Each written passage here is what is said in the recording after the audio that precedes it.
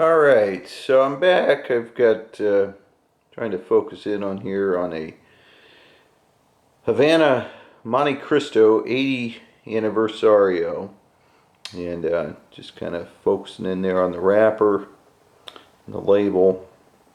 And it's a beautiful cigar I'm going to review after my second trip to Havana, and I'll talk a little bit about that.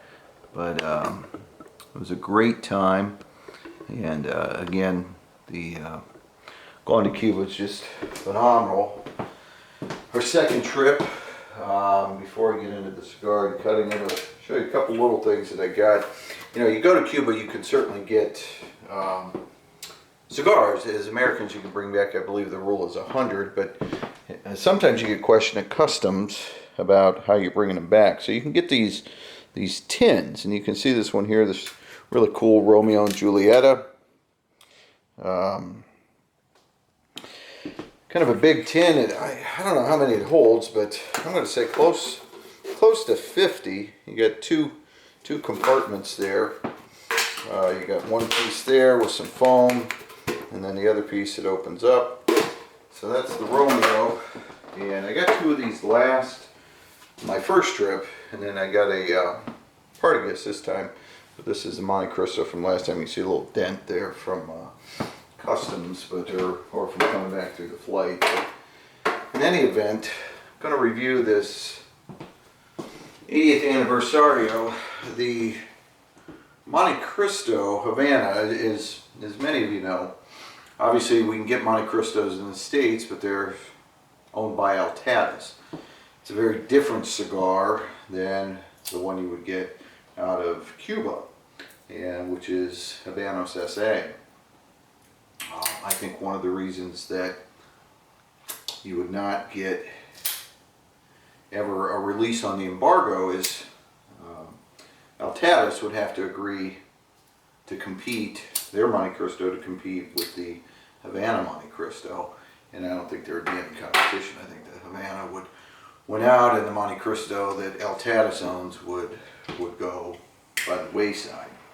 So this is a very big, uncommon for Cuban cigars to have this big of a ring gauge and this long of a cigar. It's supposed to be much stronger than a typical Cuban.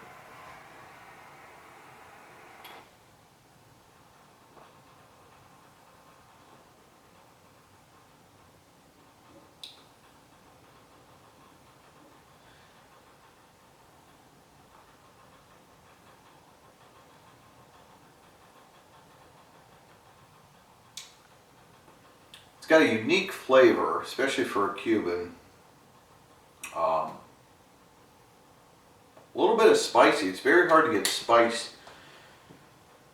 flavor out of Cuban cigars. This one's got a little bit.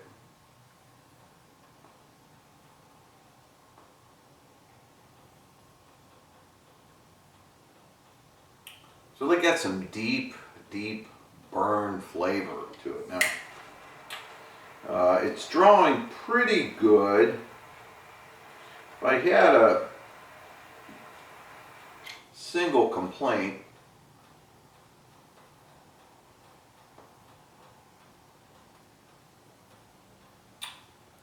about Cuban cigars, it would be that you get some inconsistent draw. You might get a great cigar, phenomenal taste, but absolutely crappy draw on occasion.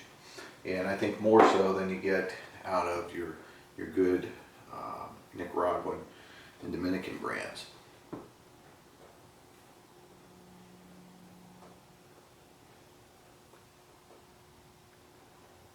So, interesting flavors. Get some of the creaminess out of the Cuban that you normally would get. It's a little bit odd smoking this big of a cigar from Cuba, because I've been smoking quite a few Cuban cigars lately. We just got back about a month ago. Well, actually this time last month we were there.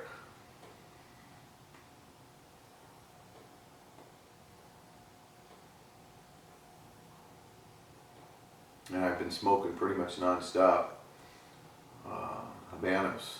cigar since, and a few other brands you can get here, the Dominicans and Nicaraguans, but primarily I've been smoking my Cubans, and for good reason. You know, I think somebody said that when Cuba wants to make the best cigar in the world, they can. They've got the best tobacco in the world, cigar tobacco. I don't think there's an argument for that. I mean, everybody's got their own flavors and tastes that they like, but in my opinion, and a lot of people I know, that a good Cuban cigar it can't be beat.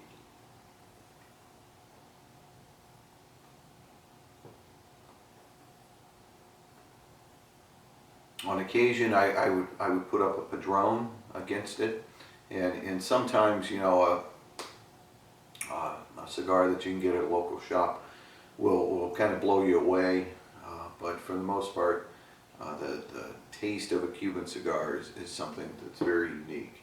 And this one's very good, although, you know, it started out with that little bit of spice there. Now it doesn't have a whole lot of flavor. It's strange.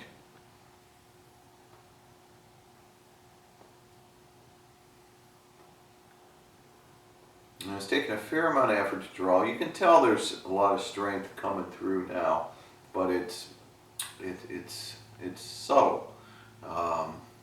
Yeah, a little strange. So the band is interesting because it looks similar to the Altadas Montecristos in some ways, with the ring around it, but it's anyway, you know, I don't think that the embargo is going to be lifted primarily because of capitalistic reasons. That the name, technically, the Montecristo that we'll find in an American cigar store owned by Altadas is the rightful Montecristo, right? Because that brand was in Cuba, and the owners of that,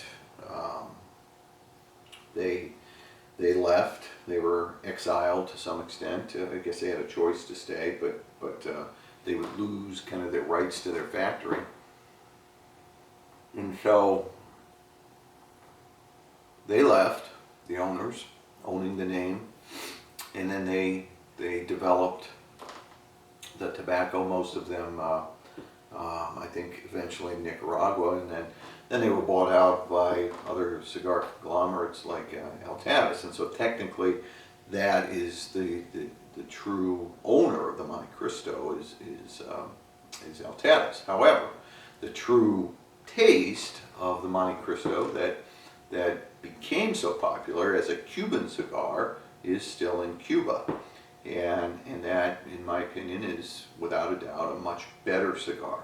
And ironically, the price you would pay in Cuba for a very good Montecristo is less than the price you would pay at a cigar store around here for a Montecristo owned by Altadas.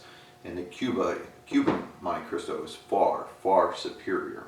And so, in my mind, there's just no reason then why Altadas, you know, unless they work out something compensation-wise. I think that's a huge hang-up.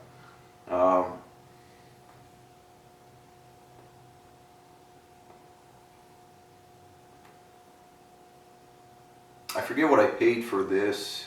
I'm thinking it was around $15, $15 to $20 in Havana. I got it at the La Casa del Habano cigar shop. Here's a little coffee from that. That was one from Veradero. There's only a handful of these, maybe 10, I don't know, in all of Cuba. But these are the official cigar shops in Cuba, and you can get a lot of Cuban cigars in Cuba, and certainly off the street, different places at gift shops and those type of things. But if you go, I'd recommend you only go to the La Casa del Habano's stores and buy an unopened box. Although this was opened, good thing, because I don't think I would have bought the whole box of these at that price. had limited funds, bought a lot of cigars, and probably wouldn't have wanted to spend that much on one box of cigars, although questionable, maybe, as this thing keeps going, it's pretty good. So,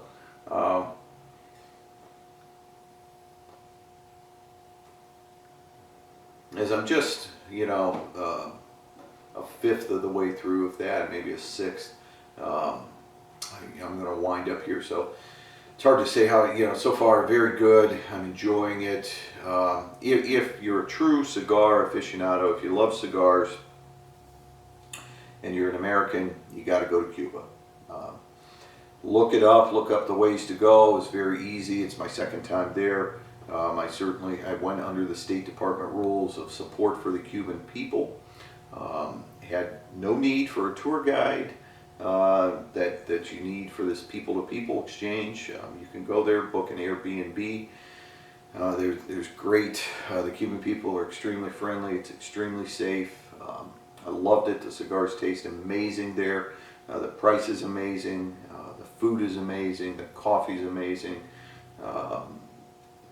I can't recommend it enough, and I look forward to going again.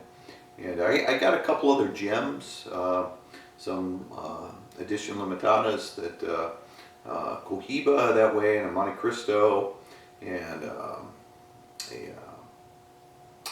a punch, and all those maybe I'll review at some other time to let you know. But I think they're all going to be great. Again, I highly recommend going to Cuba. So, buenos dias.